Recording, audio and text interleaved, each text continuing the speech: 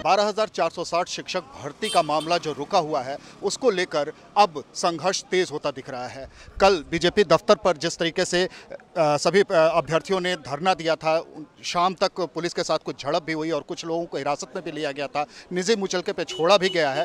उन सारे लोगों के बाद, आज कल की घटना के बाद, आज ये जो नज़ारा देख रहे हैं आप, हमारे ठीक पीछे आप देख सकते हैं, ये जो नज़ारा है, ये अनुपमा जायसवाल जो शिक्षा मंत्री हैं, बेसिक शिक्षा मंत्री, उनके घर के ठीक सामने का ये जमावड़ा है। बिल्कुल शांतिपूर्ण तरीके से ये प्रदर्शन किया जा रहा है, ना कोई नारेबाजी है, ना कोई हो हल्ला है, सिर्फ खामोशी के साथ अपने हाथों में लिखे हुए तख्तियां, बैनर और पोस्टर के साथ यहाँ पे अपनी बात रखने की कोशिश की जा रही है। और ये दबाव जो है, ये लगातार बनाने की कोशिश है कि जो रुकी हुई भर्ती प्रक्रिया है उसको जल्द से जल्द बहाल किया जाए, चूँकि हाई कोर्ट ने भी डिसीजन दे दिया है। और अब से थोड़ी देर पहले ही एक प्रतिनिधिमंडल, 5 लोगों का एक प्रतिनिधिमंडल इन्हीं में से अनुपमा जायसवाल से मिलने के लिए भी गया हुआ है।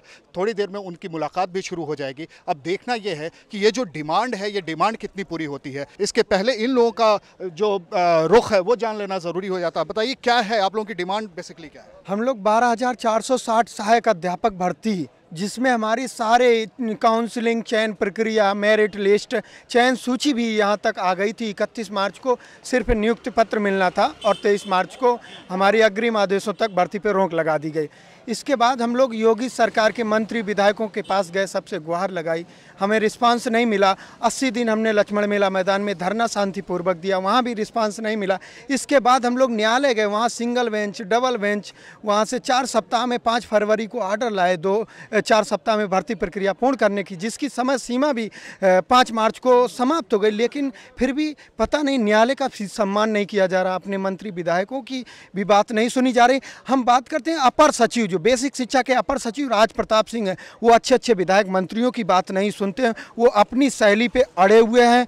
जहाँ तक अनुपमा मैडम ने कई बार हम लोगों से कहा कि आपके प्रति संवेदनाएं, भर्ती की जाएगी, लेकिन अपर सचिव जहां तक हम लोगों को लगता है वो हमारी भर्ती मीटिंग करने जाते हैं, सीधे मना कर देते हैं कि ये पिछली सरकार का कूड़ा कचरा है, मैं नहीं कर सकता हूं। जबकि न्यायालय ने अपनी मोहर लगा दी है, फिर भी वो न्यायालय का सम्मान न करते हुए कूड़ा कचरा बोल रहे हैं। बड़े शर्म की बात है। अब आगे का क्या हो? आगे का क्या? आगे हम लोगों का ऐसा ही प्रदर्शन चलता रहेगा। बेसिक शिक्षा के जितने आला अधिकारी, मंत्री, यहाँ तक कि उप मुख्यमंत्री हैं, उनका घेराव लगातार ऐसे चलता रहेगा। हम लोग जगह जगह पे टुकड़ियों में भूख हड़ताल भी करेंगे, नवरात्रि का बहिष्कार भी करेंगे। हाईकोर्ट की बात नहीं सुनी जा रही है, हाईकोर्ट की अवमानना की बात भी बनती है, तो क्या आप लोग दोबारा हाईकोर्ट भी जाएंगे इस बात को लेकर? बिल्कुल जाएंगे, हाई कोर्ट भी जाएंगे और सुप्रीम कोर्ट तक जाएंगे, और हम आखिरी लड़ाई तक, जब तक हमारे अंदर सांस है तब तक हम लड़ेंगे। मैं सर एक चीज़ बोलना चाह रहा हूँ, हम शिक्षक बनने जा रहे हैं, हमें तोड़फोड़ किसी चीज़ों से कोई मतलब नहीं है। आपने अभी देखा होगा हम लोग शांतिपूर्ण तरीके से बैठे हुए हैं,